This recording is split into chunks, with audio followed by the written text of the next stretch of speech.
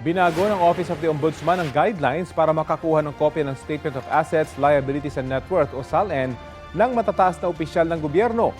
Ang pagproseso sa mga hinihinging kopya ng SALN ay first in, first out.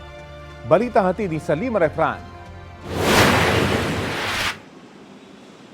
Pagdating ng November 15, maaari na mag-request ng kopya ng SALN o Statement of Assets, Liabilities and Net Worth ng Pangulo, Pangalawang Pangulo at iba pang opisyal ng gobyerno na inihain sa Office of the Ombudsman.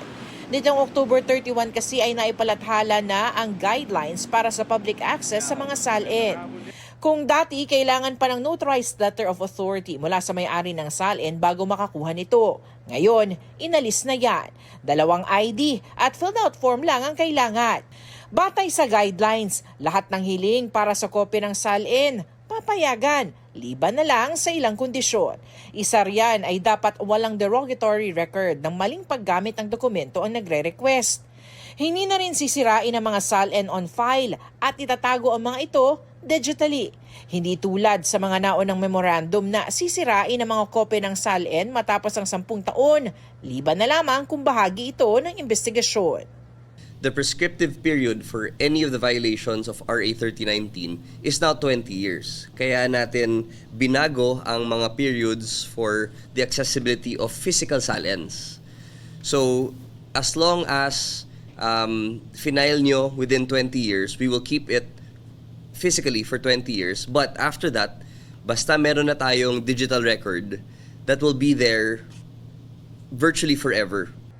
Ang virtual copies ng SALN makakatulong raw sa investigasyon lalo't pinalawig na ang prescriptive period o panahong pwedeng magkaso sa ilalim ng Anti-Graft and Corrupt Practices Act na 20 taon.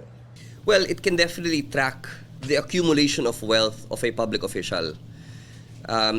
When somebody declares something at a certain point in time, and that is a sworn statement, yung SALN is sworn to that is usually used in conjunction with SALNs is the lifestyle check.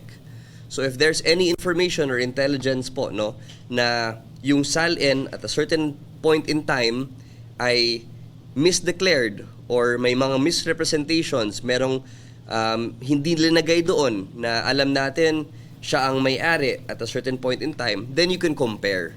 Ayon sa Office of the Ombudsman, first in, first out ang pagproseso sa mga request para sa SALN.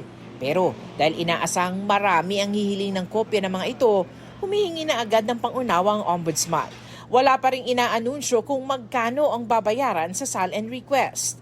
Paalala rin ng opisina, maaaring hindi na pagbigyan ang susunod na SALN request ng isang partido kung di susunod sa guidelines. Kabilang na ang pagsusumite ng publish o broadcast output 5 araw matapos makuha ang kopya ng SALN. Salima Refran, nagbabalita para sa GMA Integrated News.